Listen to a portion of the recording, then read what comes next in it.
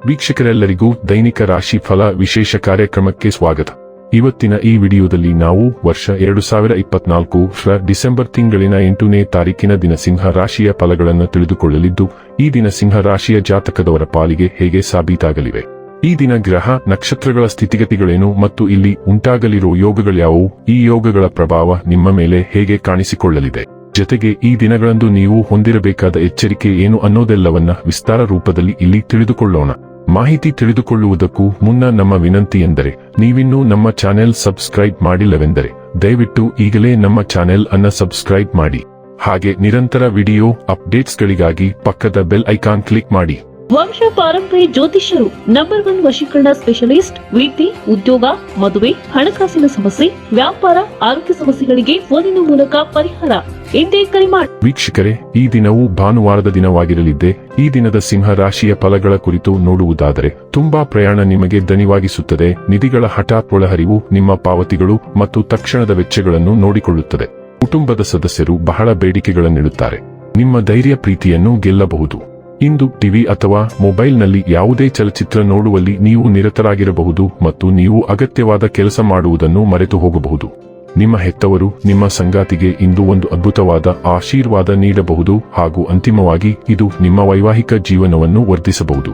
ಸ್ನೇಹಿತರೊಂದಿಗೆ ಚಾಟ್ ಮಾಡುವುದು ಉತ್ತಮ ಟೈಮ್ ಪಾಸ್ ಆಗಿರಬಹುದು, ಆದರೆ ನಿರಂತರವಾಗಿ ಫೋನ್ನಲ್ಲಿ ಮಾತನಾಡುವುದರಿಂದ ತಲೆನೋವಿನ ಸಾಧ್ಯತೆ ಇದೆ.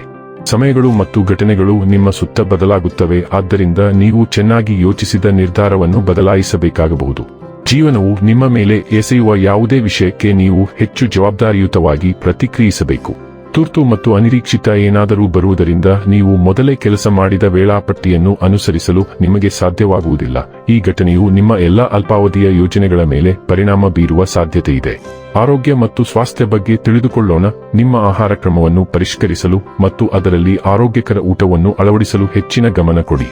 ನಿಮ್ಮ ರಕ್ತದೊತ್ತಡವನ್ನು ನಿಯಂತ್ರಣದಲ್ಲಿಡಲು ಸಾಕಷ್ಟು ನೀರು ಕುಡಿಯಿರಿ.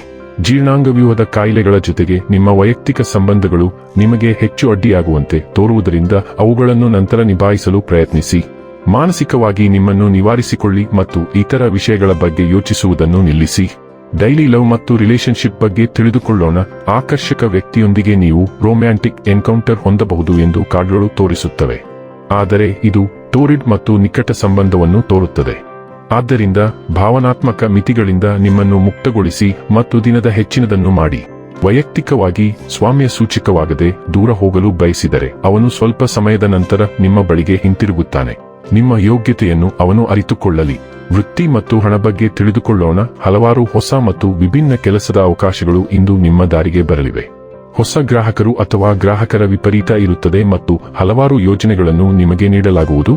ಅವುಗಳಲ್ಲಿ ಕೆಲವು ನಿಮ್ಮ ಕನಸಿನ ಪ್ರಾಜೆಕ್ಟ್ ಆಗುವ ಸಾಮರ್ಥ್ಯವನ್ನು ಹೊಂದಿವೆ.